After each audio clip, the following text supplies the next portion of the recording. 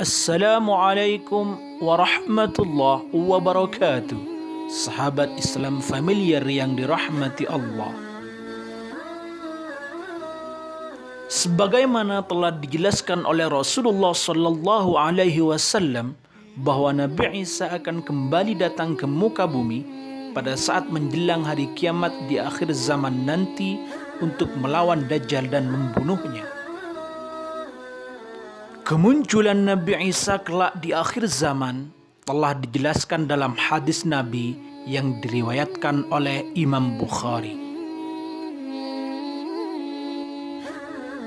Dalam hadis itu dijelaskan bahwa kelak Isa ibnu Maryam akan turun kembali ke bumi untuk menegakkan kebenaran dan menjadi hakim yang adil.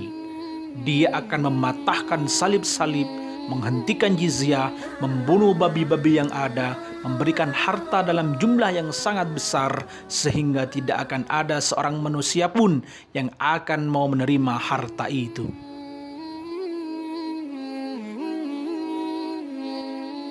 Lantas, mengapa Allah Subhanahu wa Ta'ala memilih Nabi Isa untuk membunuh Dajjal? Temukan jawabannya dalam video ini. Tonton sampai akhir, tentunya hanya di channel Islam Familiar.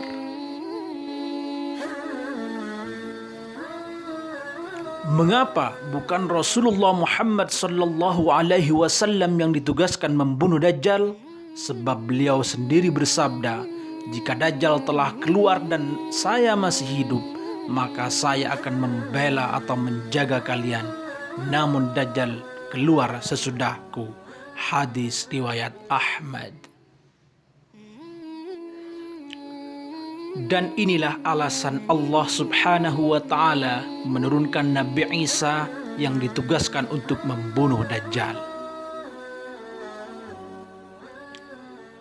Pertama, yaitu untuk menegaskan kepada orang-orang Yahudi dan Nasrani bahwa Nabi Isa tidak pernah mati disalib sebagaimana persangkaan mereka, seperti yang dijelaskan dalam firman Allah surah An-Nisa ayat 157. Bismillahirrahmanirrahim. Wa qawlihim inna qatalna al-masiha Isa ibn Maryam rasulallah wa ma qataluhu wa ma salabuhu walakin syubbiha lahum. Dan karena ucapan mereka, yaitu orang-orang Yahudi, sesungguhnya kami telah membunuh Al-Masih Isa putra Maryam Rasul Allah, padahal mereka tidak membunuhnya dan tidak pula menyalibnya, tetapi yang mereka bunuh ialah orang yang diserupakan dengan Isa bagi mereka. Quran surah An-Nisa ayat 157. Kedua, yaitu untuk menunjukkan kepada orang-orang Yahudi dan Nasrani bahwa mereka telah banyak melakukan pemalsuan dan kedustaan atas nama agama terhadap Isa bin Maryam yang mereka nyatakan sebagai penebus dosa dan anak Allah, padahal Isa bin Maryam hanyalah seorang hamba Allah dan seorang utusan. Sebagaimana telah dijelaskan dalam surah Maryam ayat ke-30. Bismillahirrahmanirrahim. Qala inni abdullah ataniyal kitaba wa ja'alani nabiyya. Dan Isa berkata, sesungguhnya aku hanyalah hamba Allah. Dia memberiku kitab Injil dan dia menjadikan aku seorang nabi. Ketiga, Allah hendak menunjukkan kepada orang-orang yang mengada-ngadakan agama dan keyakinan Trinitas bahwa hanya Islamlah yang diridhai Allah, sehingga Allah menurunkan Nabi yang mereka anggap Tuhan untuk memperkuat bahwa hanya Islamlah agama yang benar. Sebagaimana firman Allah dalam Quran surah Al-Maidah ayat ke-73. Bismillahirrahmanirrahim.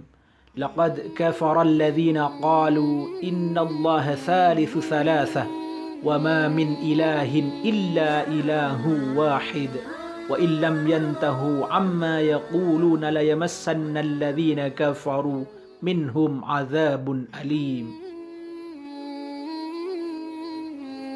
Sungguh telah kafir orang-orang yang mengatakan bahwa Allah adalah salah satu dari yang tiga.